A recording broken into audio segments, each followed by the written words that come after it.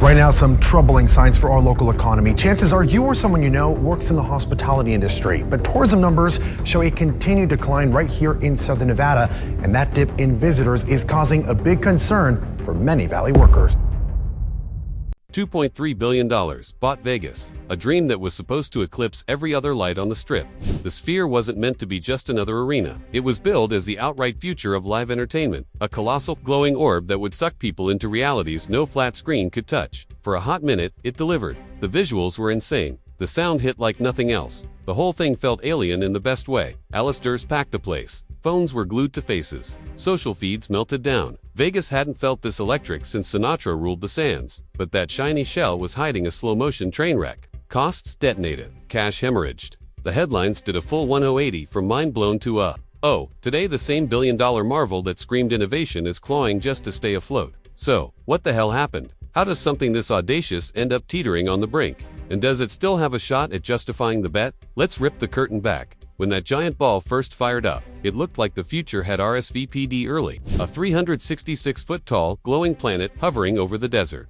Wrapped in 50 million plus LEDs that rippled like liquid light. People flew in from halfway around the world just to stare at the outside. Traffic jammed the highways so tourists could snag selfies with the thing that seemed to breathe color. Before a single ticket was scanned, it was already one of the most photographed structures on Earth. Step inside, and reality flat out dissolved. A 160,000 square foot screen taller than the Statue of Liberty curved completely around you. 360. No seams, no escape. Sound came from 167,000 hidden speakers that could put a whisper behind your left ear and a thunderclap over your right shoulder. Critics lost their minds. Artists called it the canvas they'd waited their whole careers for. This wasn't a concert venue, it was a goddamn portal. Opening night belonged to U2. Tickets evaporated in minutes. Fans stumbled out babbling about sensory overload, and the clips they posted online racked up hundreds of millions of views. Then Darren Aronofsky dropped Postcard from Earth built from scratch for that insane screen, and people legitimately felt their stomachs drop as the camera flew over cliffs and oceans. For one shining moment, the Sphere was the undisputed center of the entertainment universe.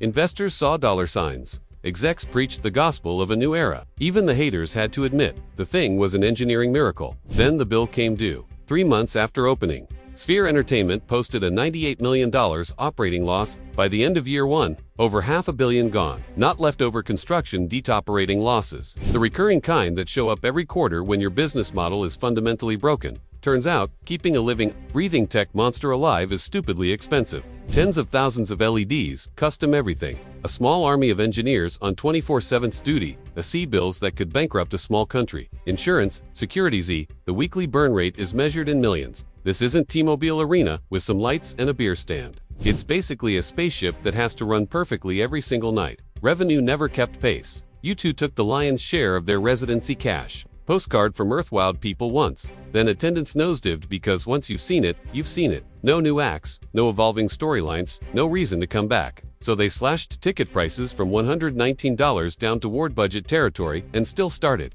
seeing empty pockets of seats on sold-out nights. Then the CFO bailed with zero explanation. In corporate speak, that's the financial equivalent of the captain quietly slipping into a lifeboat. Wall Street smelled blood. Cue the finger pointing at the guy who willed the whole thing into existence. James Dolan, the same James Dolan who owns the Knicks and MSG. A man equally famous for big swings and bigger controversies. Love him or hate him, the Sphere was his obsession, his I'll show them all legacy play. He greenlit custom tech no one had ever built. Stood up an entire studio just to feed original content to one building, and basically told physics and accountants to get in line. That fearless, some say reckless streak is exactly why the place exists. And exactly why it's bleeding out. When the boss treats every dollar like it's monopoly money and no one can tell him no, budgets become suggestions and red flags become decorations.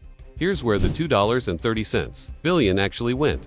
The Sphere remains one of the wildest things humans have ever built. Walk inside and you'll still have your mind blown in 2025, but mind-blowing doesn't pay the electric bill forever. Right now it's a dazzling, billion-dollar reminder that sometimes the line between visionary and delusional is just a quarterly earnings call. The lights are still on, the orb still glows. But the dream that lit up the desert is flickering and everyone's waiting to see if someone figures out how to keep it burning without burning the house down.